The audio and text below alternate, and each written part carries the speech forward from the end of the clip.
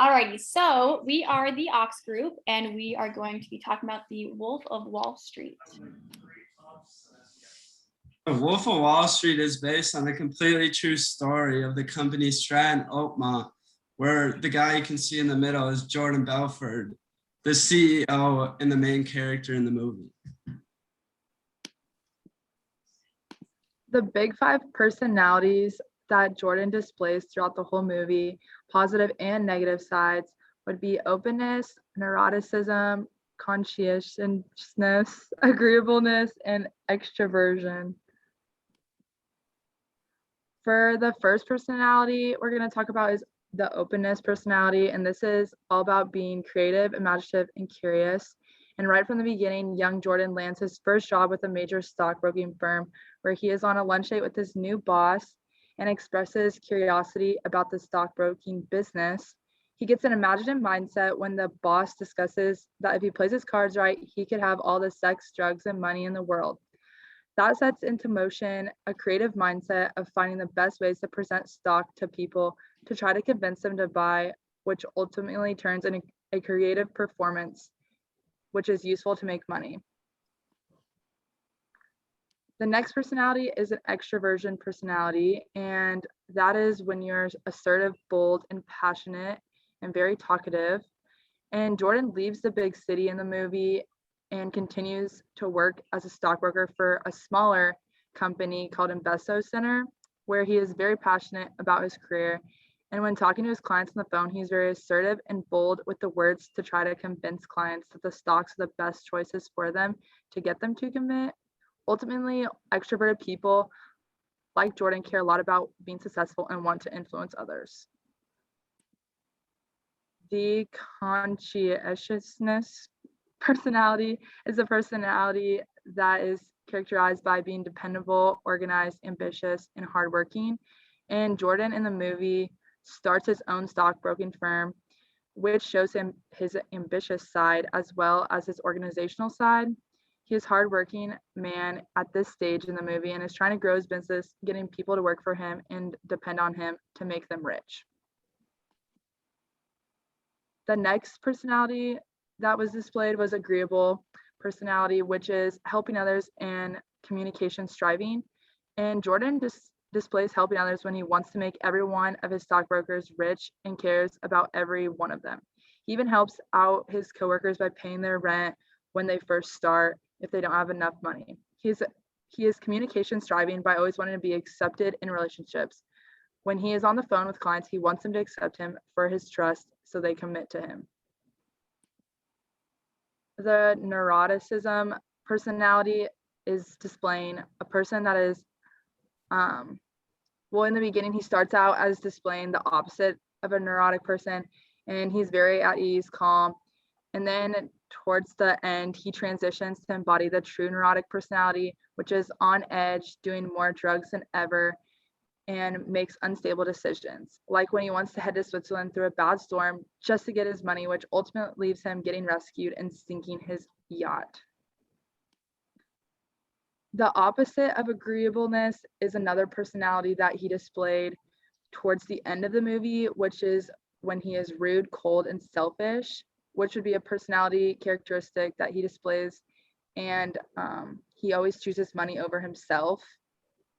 The opposite of conscientiousness would be careless, sloppy, and irresponsible. And Jordan displays that when he is having just a whole bunch of money and wasting it just for no reason. And he starts to party all day and all night and spends millions of dollars on unnecessary things. It's just the opposite of what he was doing in the beginning of the movie. All right, so the next main concept is ethics.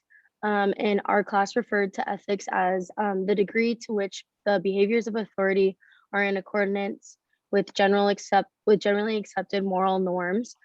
So in other words, ethics is pretty much just the principles of what's considered right and wrong.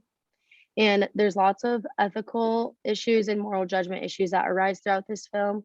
Jordan Belfort's ethics and morals are also evolving throughout his life and shown in the film. From the pressures of Wall Street, he loses many of his ethical and moral beliefs that he had in the beginning. And being the Wolf of Wall Street became a proud identity that he strived to uphold. Not only did the culture of Wall Street, but also the culture of the company he created, created a never-ending cycle for him to continue down a path without ethics or morals. And so the first ethical topic I'll speak about is moral awareness. At the beginning of the film, when Jordan Belfort was starting his stockbroking career, he demonstrated lots of moral awareness. Moral awareness can pretty much be defined as a person realizing the moral issue that exists in a situation or a relevant ethical code or principle. When first speaking with Mark Hanna, Jordan was shocked and was against the drug use that Mark had introduced him to. He also acknowledged how wrong and hurtful to others lying about the quality of the stocks they're selling could be. However, to fit in with the Wall Street culture, Jordan began excessive drug use, committing adultery, and lying to those investing in the stocks he was selling. Mark Hanna's introduction to this new lifestyle pretty much led to the beginning of Jordan Belfort's loss of ethics and morals. And the next ethics topic is cognitive moral development theory. And Jordan Belfort's moral judgment goes against the cognitive moral development theory, which argues that as people age and mature, they go through moral development stages, each more mature and sophisticated than the one before. His ethical standards and morals were fading away with every new business decision he made. The new lifestyle that he is now living was described by himself as addictive, and this happens mainly due to his greed for money and his heavy drug addiction. Jordan stops reflecting on the process to determine if the actions he is making are ethical or unethical. And while doing this, he begins to make more and more unethical decisions, including driving under the influence, physically abusing his wife, and putting his daughter into dangerous situations.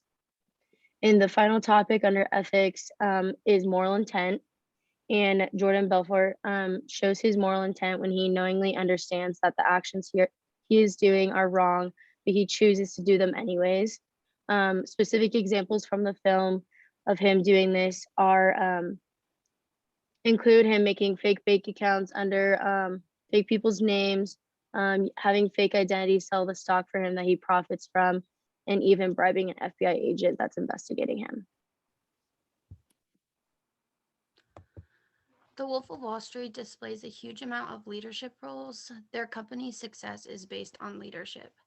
I think it's fair to say that Jordan's first job changed him into the leader we know him as in the movie. He displays several amounts of leadership skills, just some including communication, strategy, and teamwork. With breaking down the skills of his leadership role, first is communication. Jordan was an active listener, and his communication skills were a huge part of his roles as a leader. It's impossible to run a company without communication, but Jordan was very close with his employees and was very open on what was expected of his employees, and this is what kept the firm running smoothly.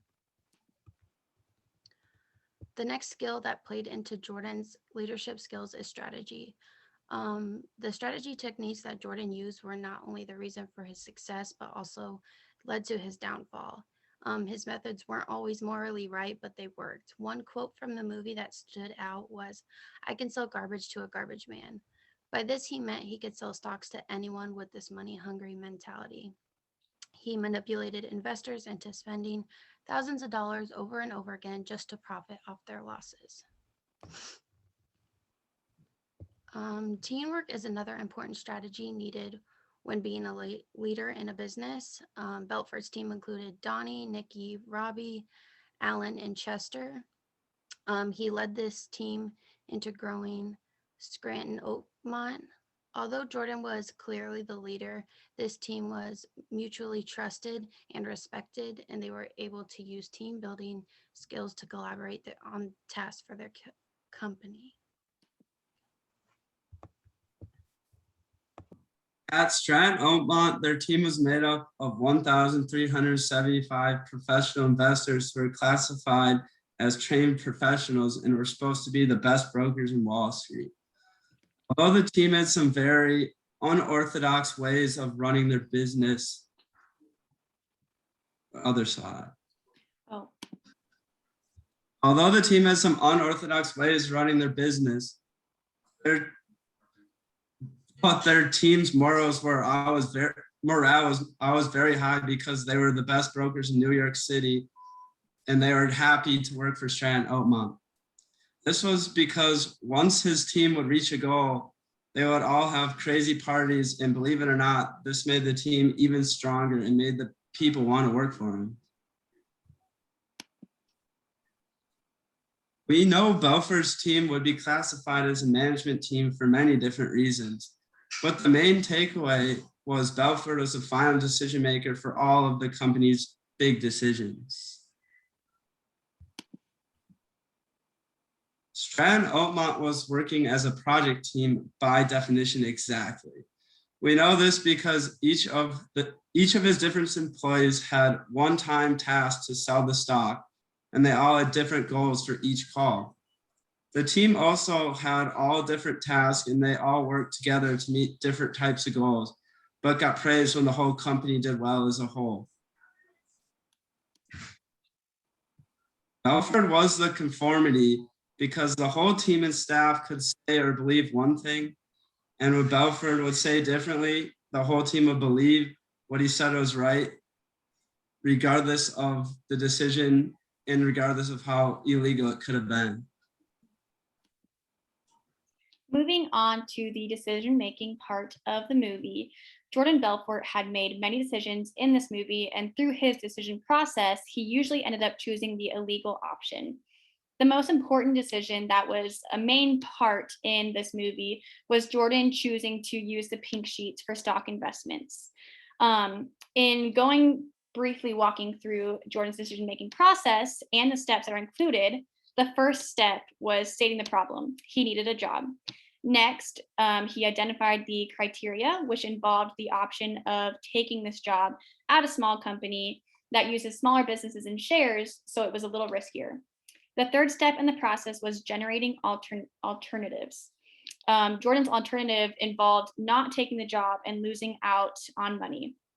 He then weighed his criteria, evaluated the alternatives against the criteria, and came to the conclusion that he was going to make something out of the pink sheets.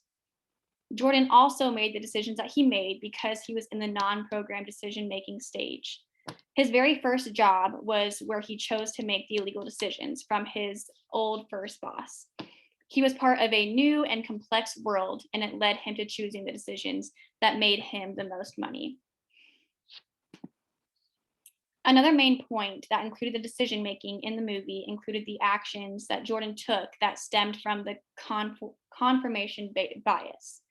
The definition of this is the tendency to seek and rely on information that will confirm what we already believe, and to avoid data that will contradict our pre-existing views. Also put, a we see what we want to see view. He tricked his mind into believing what he was doing was right. For example, outsmarting his clients to cheat the system and make more money for himself, or not giving accounting the right numbers, or bribing an officer. So he was doing exactly what he wanted to see, but knew it wasn't exactly right. So that is what we learned from this movie, and we thank you for taking the time to watch.